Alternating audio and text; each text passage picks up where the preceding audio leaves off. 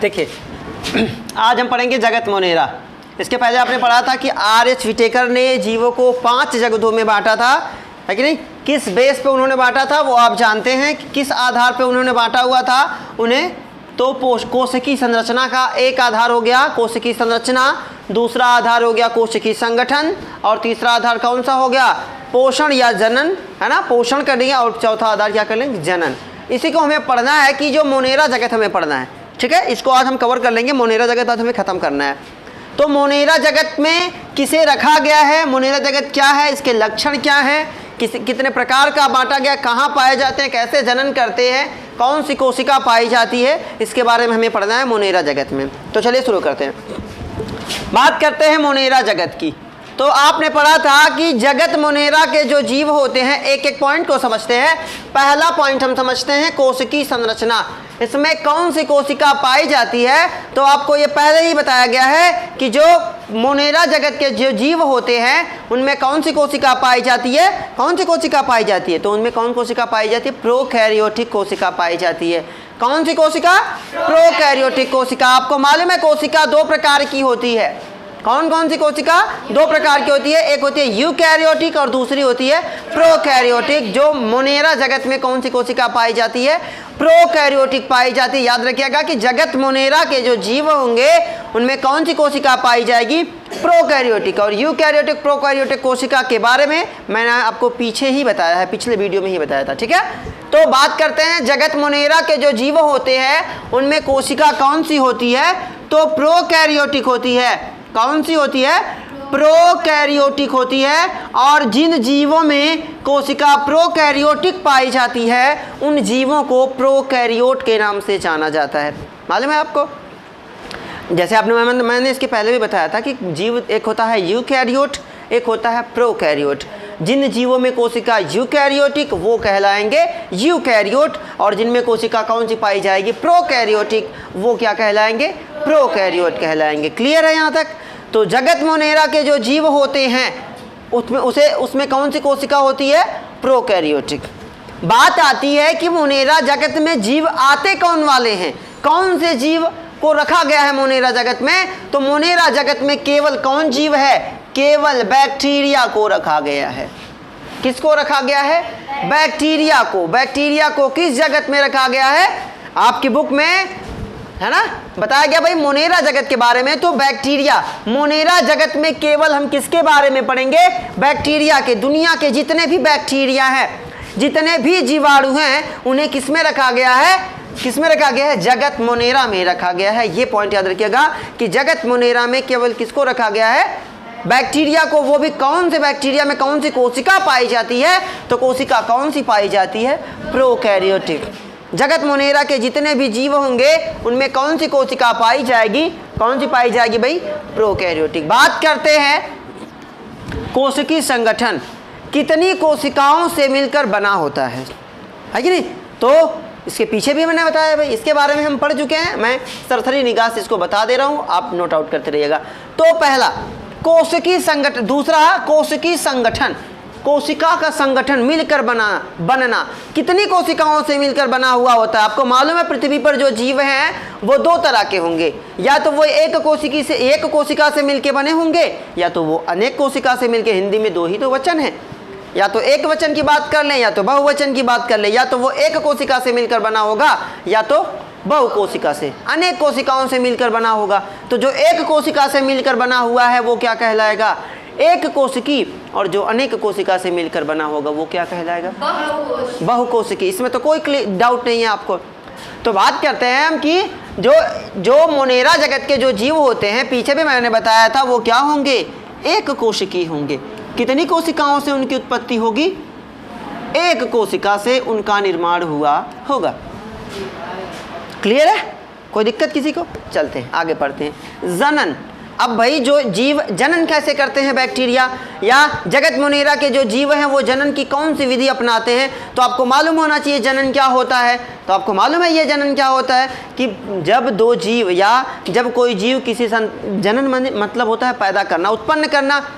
तो कोई जीव जब अपने समान जीव को क्या करता है, जन्म देता है, वो क्या कहलाता है, जनन कहलाता है। और बैक्टीरिया कैसे जनन करते हैं, तो याद रखिएगा कि बैक्टीरिया में कौन सा जनन होता है, अलैंगिक जनन होता है। कौन सा जनन होता है, अलैंगिक जनन। अलैंगिक जनन में कौन सी विधि आप जानते हैं कि एक कोशिकीय जीव कैसे जनन करते हैं, तो वो पहले अपने ही केंद्र को क्या करते हैं, 2 भागों में बांट देते हैं। क्या करते हैं, 2 भागों में बांट देते हैं और बाद में यही दोनों भाग अलग अलग होकर अलग अलग संतति के रूप में क्या करते हैं, जन्म लेते हैं। ये आप जानते हो, पढ़े हैं, ये क्लियर है।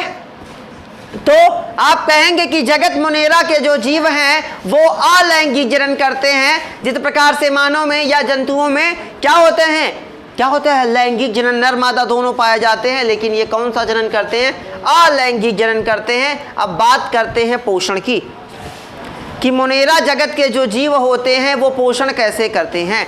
ये यूँ समझ लीजिए कि ये मुनेरा के लक्षण हैं, ठीक है। जैसे लक्षण में आप कहेंगे कि मुनेरा के जो जीव होंगे वो उनमें कौन सी कोशिका पाई जाएगी, प्रोकैरियोटिक के उनके लक्षण हुए।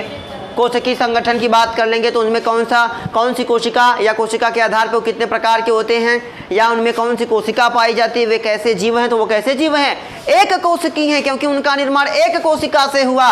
जनन जगत मुनेरा के जो जीव हैं वो कौन सा जनन करेंगे, अलैंगिक जनन करेंगे। अब सबसे जरूरी क्वेश्चन कि जगत मुनेरा के जो जीव हैं वो पोषण कैसे करते हैं, तो आपको बता दूं पूरे पृथ्वी पर केवल जगत मुनेरा के एक ऐसे जीव हैं जिनमें पोषण की अनेक विधियां पाई जाती हैं। ये क्वेश्चन नीट के एग्जाम में पूछे जाते हैं कि सन 2014 में ये क्वेश्चन पूछा गया था कि किस जगत के जीव में सबसे ज़्यादा पोषण की विधि पाई जाती है, तो किस में पाई जाती है, जगत मुनेरा में ना। देखिए जो नीट की तैयारी करना चाहते हैं आप ये बेसिक चीज़ें इसको तैयार करिए, आपको क्वेश्चन इसमें से मिल जाने वाला है, ठीक है। अब उसकी बाउंडेशन होती है 25 साल तक आप नीट की तैयारी कर सकते हो, आराम से कर सकते हैं, ठीक है। अभी आप लोगों के पास टाइम है तो मेहनत से करिए, ठीक है, समझ रहे, चलेगा। तो पोषण, तो सबसे ज़्यादा पोषण की विधि जगत मुनेरा के जीवों में पाई जाती है। मैंने आपको इसके पहले भी बताया था कि जो जगत मुनेरा के जो जीव होते हैं वो क्या काम कर, वो सभी जगहों पे पाए जाते हैं, वो हमेशा जिंदा रह जाते हैं। जिंदा रहने का मतलब क्या है कि वो क्या काम करते हैं भाई, वो किसी भी जगह पे जीवित रह जाते हैं। तो जीवित रहने के लिए आपको किस चीज़ की जरूरत पड़ेगी, भोजन की, सबसे पहले भोजन और श्वसन की जरूरत पड़ेगी। तो भाई इतना भोजन का, सबसे ज़्यादा भोजन का तरीका किसके पास है, किसके पास है, तो सबसे ज़्यादा भोजन की विधियां जगत मुनेरा के जीवों में होती है। ये स्वपोषी भी होते हैं और परपोषी भी होते हैं, ठीक है। मतलब ये प्रकाश संश्लेषण द्वारा भी अपना भोजन बना सकते हैं, है कि नहीं, और दूसरों पर भी भोजन के लिए निर्भर हो सकते हैं। कौन, जगत मुनेरा। अब जगत मुनेरा के कुछ लक्षण समझ लीजिए। तो इनमें कौन सी कोशिका पाई जाती है, ऐसे समझ लीजिए, यहाँ तक समझ लीजिए। अब हम इसको समझेंगे आगे, आवास भी समझ लीजिए। अब ये कहाँ पाए जाते हैं, तो अति कठिन स्थानों पर जो बैक्टीरिया, जगत मुनेरा के जो जीव होते हैं वो कठिन से कठिन स्थानों पर पाए जाते हैं, या यूं कहें गर्म झरने। कहाँ पे भाई, गर्म झरने, जिनका टेम्परेचर कितना होगा, 80 डिग्री से 100 डिग्री सेल्सियस होगा, वहाँ पर भी बैक्टीरिया पाए जा सकते हैं, जगत मुनेरा के जीव जिंदा रह सकते हैं। गर्म झरने हो गया। लवणीय जल, जिस जल में नमक की बहुत ज़्यादा मात्रा होगी, वहाँ पर भी जगत मुनेरा के जीव जीवित रह सकते हैं। तीसरी बात हम कर लेते हैं, तो गहरे समुद्र में, समुद्र की गहराई में भी क्या कर सकते हैं, ये जीवित रह सकते हैं। मतलब ये सभी जगह, इसको एक वर्ड में कहेंगे, सभी जगह, जल थल वायु जंतुओं में अलग अलग जगह ये पाए जाते हैं। तो समझ गए जगत मुनेरा। जगत मुनेरा के जो जीव हैं उनमें कोशिका कौन सी है, कौन सी है, प्रोकैरियोटिक। बात कम करो, कोशिका कौन सी है, प्रोकैरियोटिक। जीव कैसे हैं, कैसे हैं, एक कोशिकी। कैसे हैं, एक कोशिकी। जनन कौन सा करते हैं, अलैंगिक जनन। पोषण की कितनी विधियां, कई हैं, है ना। ये स्वपोषी भी होते हैं और परपोषी भी होते हैं। ये स्वपोषी भी होते हैं, परपोषी। स्वपोषी में ये प्रकाश संश्लेषण द्वारा भी भोजन बना सकते हैं, रसायन संश्लेषी में ये सड़े गले कार्बनिक पदार्थों से भी अपना भोजन बना सकते हैं। परपोषी की बात कर लेंगे तो ये परजीवी के रूप में भी अपना भोजन बना लेंगे, सहजीवी के रूप में भी अपना भोजन बना लेंगे, जो आगे हम पढ़ेंगे। समझ रहे हैं? मृतोपजीवी, मरे हुए जीवों से भी अपना भोजन बना देंगे। तो कहने का मतलब है कुल मिलाकर कि जगत मोनेरा के जो जीव होते हैं वो क्या काम करते हैं, वो पोषण की सबसे ज्यादा पोषण की विधियां जगत मोनेरा के जीवों में पाई जाती है। ये क्वेश्चन याद रखिएगा। चलें आगे। आवास तो आप जान ही गए कि आवास कहाँ पे, ये सभी स्थानों पर पाए जा सकते हैं। गर्म झरने की बात कर ली जाए, लवणीय जल की बात कर ली जाए, गहरे समुद्र की बात कर ली जाए, है ना, या जंतुओं के शरीर की बात कर ली जाए, ये सभी जगहों पर पाए जाते हैं। कौन पाए जाते हैं? जगत मोनेरा। ठीक है, आगे हम बात कर लेते हैं कुछ इसके बारे में कि इसके लक्षण क्या क्या होते हैं। तो भाई आपको मालूम है जो प्रोकैरियोटिक जीव होते हैं जिनमें कोशिका, इसमें कौन सी कोशिका है? प्रोकैरियोटिक। तो मोनेरा लक्षण लिखेंगे तो आपको मैंने पहले भी बताया था कि जो प्रोकैरियोटिक जीव होते हैं या वे जीव जिनमें कोशिका प्रोकैरियोटिक होती है उनमें क्या क्या पाया जाता है? खुला हुआ केंद्रक, है ना, खुला हुआ गुणसूत्र, मीसोसोम्स भी पाया जाता है कभी कभार। अब डीएनए को मालूम है ये क्या करता है भाई, अलैंगिक जनन जब करेगा तो यही तो डीएनए टूटता है, यही तो आगे चल के टूट के, यही तो केंद्र टूट के आगे क्या करता है? संतान की उत्पत्ति करता है। गुणसूत्र उसके लक्षणों को इकट्ठा करता है। मीसोसोम्स क्या काम करता है? श्वसन में, श्वसन का काम कौन करता है? मीसोसोम। और प्रोकैरियोटिक जीवों में क्या और क्या पाया जाता है? राइबोसोम पाया जाता है। याद रखिएगा ये क्वेश्चन सबसे जरूरी कि प्रोकैरियोटिक कोशिका में सभी या यूं कहें मोनेरा जगत के जो जीव हैं उनमें सभी में क्या पाया जाता है? जो राइबोसोम होता है केवल एक ऐसा कोशिकांग होता है जिसके बाहर झिल्ली पाई जाती है। वरना जिस जीवों में, या यूं सबसे आसान समझो कि जो प्रोकैरियोटिक जीव होगा या ऐसे जीव जिनका निर्माण प्रोकैरियोटिक कोशिका से होगा, या यूं कहें जो प्रोकैरियोटिक कोशिका होगी उसमें जो कोशिकांग होंगे वो झिल्ली रहित होंगे, उनके बाहर कोई झिल्ली नहीं पाई जाती। जैसे यूकैरियोटिक जो कोशिका होती है आपने देखा ना, ribosome, Golgi, mitochondria, endoplasmic reticulum, cytosome, है ना, इन सबके बाहर न्यूक्लियस, सबके बाहर क्या पाई जाती है? आवरण पाया जाता है, झिल्ली पाई जाती है जो उन्हें बाहरी आघातों से बचाती है। लेकिन जो प्रोकैरियोटिक जीव होते हैं जिनमें कोशिका प्रोकैरियोटिक होती है उनमें सब खुला हुआ होता है, डीएनए भी खुला, गुणसूत्र भी खुला, मीसोसोम्स कभी कभार पाया जाता है, कभी कभार फ्लैजेला पाया जाता है जो गति में सहायता करता है ना। मतलब जो प्रोकैरियोटिक जीव होते हैं या ऐसे जीव जिनमें प्रोकैरियोटिक कोशिका, ये लक्षण है प्रोकैरियोटिक कोशिका या मोनेरा जगत की बात कर ले तो उनमें जो जीव होंगे उनके शरीर के बाहर या उनके कोशिकांगों के बाहर किसी प्रकार का कोई आवरण नहीं पाया जाता।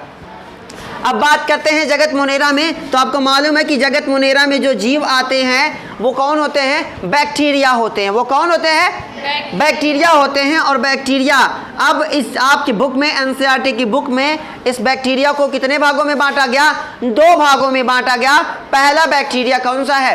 पहला आद्य बैक्टीरिया कर लीजिए और दूसरे को हम क्या कर देंगे?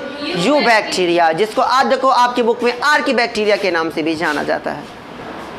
ठीक है, तो अब देखिए आद्य बैक्टीरिया वह बैक्टीरिया, पुराने जितने भी प्रकृति में पुराने से पुराने बैक्टीरिया हैं उन्हें किसमें रखा गया? आद्य बैक्टीरिया में। आद्य मतलब पुराना, पुराना से पुराना बैक्टीरिया किसमें रखा गया? आद्य बैक्टीरिया में। तो चलिए पहले हम आद्य बैक्टीरिया पढ़ लेते हैं, इसके बाद हम क्या पढ़ लेंगे? You bacteria. तो चलिए पढ़ते। पहला बैक्टीरिया आर्की बैक्टीरिया। जितने पुराने से पुराने बैक्टीरिया हैं उनको किसमें रखा गया? आर्की बैक्टीरिया में या आद्य बैक्टीरिया में रखा गया। अब दूसरा बैक्टीरिया यू बैक्टीरिया, जिसको सत्य बैक्टीरिया, एक समझिए कि जो आद्य बैक्टीरिया होते हैं उनमें केंद्रक, सत्य केंद्रक, वास्तविक केंद्रक नहीं पाया जाता, जबकि यू बैक्टीरिया जो होते हैं, आद्य बैक्टीरिया में क्या नहीं पाया जाता? केंद्रक, वास्तविक केंद्रक नहीं पाया जाता, जबकि यू बैक्टीरिया में, यू बैक्टीरिया को सत्य बैक्टीरिया क्यों कहते हैं? क्योंकि इसमें वास्तविक केंद्रक पाया जाता है। क्या पाया जाता है? वास्तविक केंद्रक पाए जाने के कारण इसे सत्य बैक्टीरिया, है ना, रियल बैक्टीरिया कहा जाता है। अब बात करते हैं आर्की बैक्टीरिया की। पहले को हम समझते हैं आर्की बैक्टीरिया क्या होते हैं। तो वे पुराने से पुराने बैक्टीरिया जो लगभग सभी स्थानों पर पाए जाते हैं उन्हें हम क्या कहते हैं? आर्की बैक्टीरिया या आद्य बैक्टीरिया के नाम से जानते हैं। ठीक है, अब आर्की बैक्टीरिया को भी 3 भागों में बांट दिया गया। कौन कौन से? पहला था हेलोफिल्स। कौन था? पहला हेलोफिल्स। और दूसरा कौन सा था? थर्मोएसिडोफिल्स। और तीसरा कौन सा था? मिथेनोजन। कौन था? मिथेनोजन। समझिएगा ये कौन कौन से हैं भाई? ये आर्कीबैक्टीरिया के प्रकार हैं। कौन सा? हेलोफिल्स। दूसरा कौन सा था? थर्मोएसिडोफिल्स। और तीसरा कौन सा था? मिथेनोजन। अब बात करते हैं कि जो हेलोफिल्स वाले हैं वो कहाँ पाए जाते हैं। तो जो हेलोफिल्स के बैक्टीरिया हैं, जहाँ ऐसे समुद्र या जहाँ लवणीय जल पाया जाता है, जहाँ लवणीय क्षेत्र होगा, नमक की मात्रा बहुत ज़्यादा पाई जाएगी, वहाँ पे कौन पाए जाएंगे? हेलोफिल्स पाए जाएंगे। जिसका उदाहरण याद करिएगा, उदाहरण पे ध्यान दीजिएगा। होलोबैक्टीरिया। होलोबैक्टीरिया किस बैक्टीरिया के अंतर्गत आता है? देखिए आध बैक्टीरिया के अंतर्गत प्रकार कौन सा है? हेलोफिल्स। जिसका उदाहरण क्या है? होलोबैक्टीरिया और होलोकोकस। कौन? होलोबैक्टीरिया, होलोकोकस कहाँ पाए जाते हैं? पूछ दिया कि भाई, अगर पूछ दिया कि होलोबैक्टीरिया और होलोफोकस कहाँ पाए जाते हैं, होलोकोकस कहाँ पाए जाते हैं, तो लवणीय क्षेत्र में जहाँ नमक की मात्रा बहुत ज़्यादा, जिस जल में नमक की मात्रा बहुत ज़्यादा होगी, वहाँ पे कौन बैक्टीरिया पाए जाएंगे? होलोबैक्टीरिया और होलोकोकस, जो कि किसके अंतर्गत आते हैं? हेलोफिल्स के अंतर्गत आते हैं। क्लियर है यहाँ तक? अगला बात करते हैं थर्मोएसिडोफिल्स। अब दूसरा क्या है? थर्मोएसिडोफिल। वो कहाँ पाए जाते हैं? ऐसे बैक्टीरिया जो गर्म स्थानों, गर्म झरनों में पाए जाते हैं, वो क्या कहलाते हैं? थर्मोएसिडोफिल्स। जिसका उदाहरण क्या है? जिसका उदाहरण क्या है? थर्मोप्लाज्मा और सल्फोबोलस। क्या है? थर्मोप्लाज्मा, सल्फोबोलस। पूछ दिया कि थर्मोप्लाज्मा और सल्फोबोलस किसके अंतर्गत आते हैं, तो किसके अंतर्गत आते हैं भाई? थर्मोएसिडोफिल्स के अंतर्गत कौन कौन आता है? थर्मोप्लाज्मा और सल्फोबोलस। ये ऐसे बैक्टीरिया हैं जो गर्म झरने का मतलब टेम्परेचर समझ लीजिएगा 80 डिग्री से 100 डिग्री सेल्सियस। जिस अगर बहुत ज़्यादा गर्म पानी है, जब हम सोचते हैं कि गर्म पानी को बहुत उबाल देंगे तो बैक्टीरिया मर जाएंगे, है कि नहीं? अभी बैक्टीरिया कौन सा बैक्टीरिया? जो थर्मोएसिडोफिल्स के जो बैक्टीरिया हैं, जिनका नाम क्या है? थर्मोप्लाज्मा और सल्फोबोलस। ये 80 डिग्री सेल्सियस से 100 डिग्री सेल्सियस गर्म पानी में पाए ही जाते हैं। सोच लीजिए, जितना हम पानी गर्म करते हैं उतने में ये रहते हैं नॉर्मल पर, है कि नहीं? तो चलिए अब बात करते हैं मिथेनोजन की। मिथेनोजन का मतलब क्या है कि ये कहाँ पाए जाते हैं? तो ये जंतुओं की आंत में पाए जाते हैं। जो जंतु होते हैं उनकी आंत में पाए जाते हैं। हम लोगों की आंत में भी एक परजीवी पाया जाता है जिसे गोल कृमि के नाम से जाना जाता है। टीनिया, जानते हो ना? टीनिया, फीता कृमि, वो हमारी कहाँ पाया जाता है? आंत में पाया जाता है। वैसे मिथेनोजन के जो बैक्टीरिया होते हैं, मिथेनोजन के, वो कहाँ पाए जाते हैं? वो जंतुओं की आंत में पाए जाते हैं।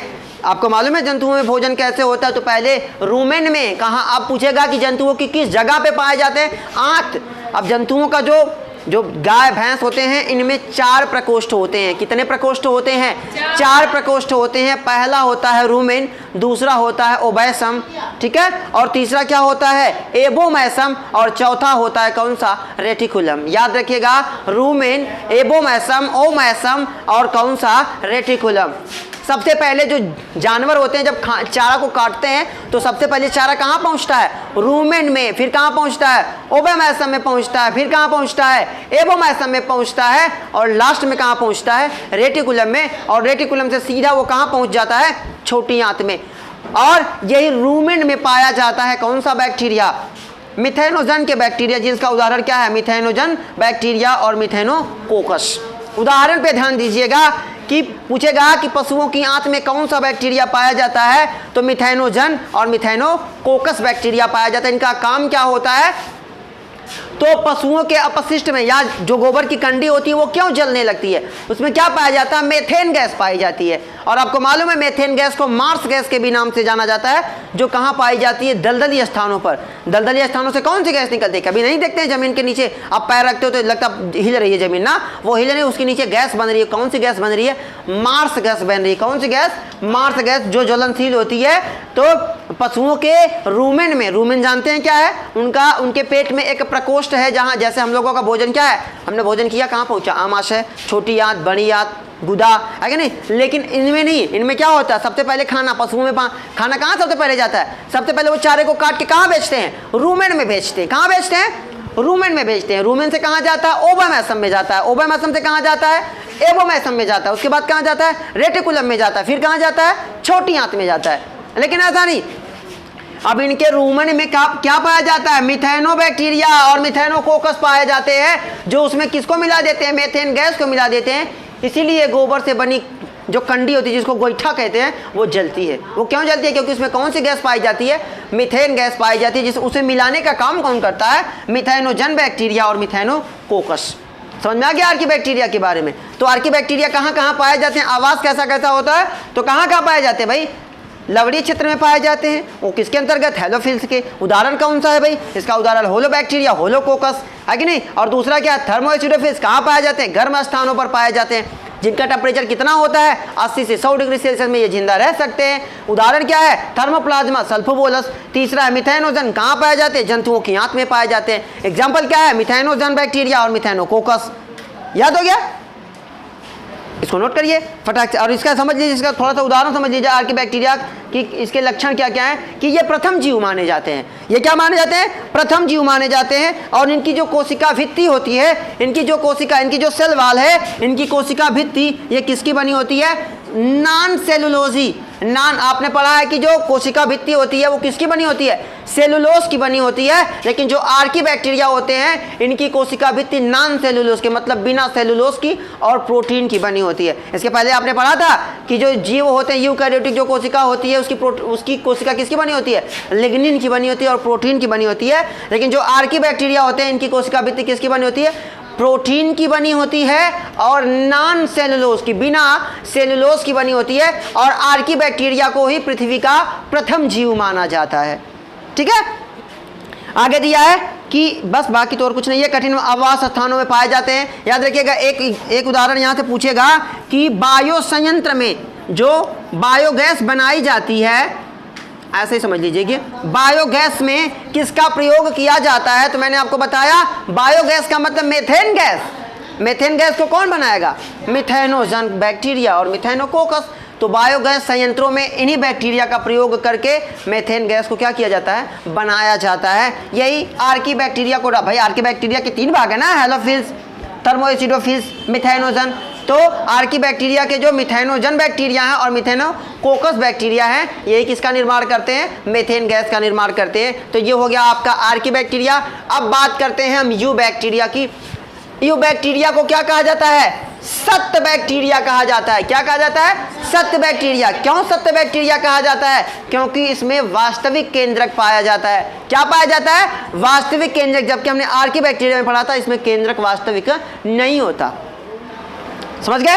अब बात कर लेते हैं कि यू बैक्टीरिया पोषण कैसे करता है, इसका काम क्या होता है। तो आपको मैंने बताया था कि जो बैक्टीरिया होते हैं वो क्या होते हैं, क्या होते हैं भाई, वो पोषण की विधियां, सबसे ज्यादा पोषण की विधियां किस जगत के जीव में पाई जाती है, तो जगत मोनेरा में पाई जाती है। जिसमें यू बैक्टीरिया देखिए क्या क्या करता है, स्वपोषी भी होता है। अगर ये प्रकाश पा गया, ये स्वपोषी 2 प्रकार का, कौन कौन सा, प्रकाश संश्लेषी, दूसरा रसायन संश्लेषी। अगर इसे सूर्य की प्रकाश की उपस्थिति मिल गई, सूर्य के प्रकाश में ये क्या कर लेगा, प्रकाश संश्लेषण द्वारा अपना भोजन बना लेगा। नहीं मिला तो सड़े गले कार्बनिक अकार्बनिक पदार्थों से अपना भोजन बना लेगा। और विषम पोषी के रूप में भी ये पाया जाता है। ये परजीवी के रूप में भी दूसरे पौधों से भी अपना भोजन बना लेगा, दूसरे जीवों से अपना भोजन बना लेगा। और फिर मृत पोषी के रूप में भी, मतलब अगर कोई जीव मर गया है, सड़े गले पदार्थों से भी अपना भोजन बना लेगा। इसीलिए कहा जाता है कि जगत मोनेरा के जो जीव होंगे वो क्या होंगे, पोषण की विधि, सबसे ज्यादा पोषण की विधि किस जगत में पाई जाती है, तो जगत मोनेरा में पाई जाती है। अब एक पॉइंट समझ लीजिएगा, आपकी बुक में दिया है, नास्टाक एनाबिना पूछेगा कि नाइट्रोजन स्थिरीकरण का काम कौन सा बैक्टीरिया करता है। तो याद रखिएगा, नास्टाक एनाबिना अलग अलग है, नास्टाक अलग है, एनाबिना अलग है। ये पूछे जाते हैं क्वेश्चन कि नास्टाक और एनाबिना क्या काम करते हैं। तो नाइट्रोजन स्थिरीकरण का काम कौन से बैक्टीरिया करते हैं, नास्टाक और एनाबिना, जो कि किसके अंतर्गत आते हैं, यू बैक्टीरिया के अंतर्गत 2 बैक्टीरिया आते हैं जिनका नाम है नास्टाक और एनाबिना, जो नाइट्रोजन स्थिरीकरण का काम करते हैं। तो जगत मोनेरा आपको समझ में आ गया, इसको नोट करिए। Best of luck.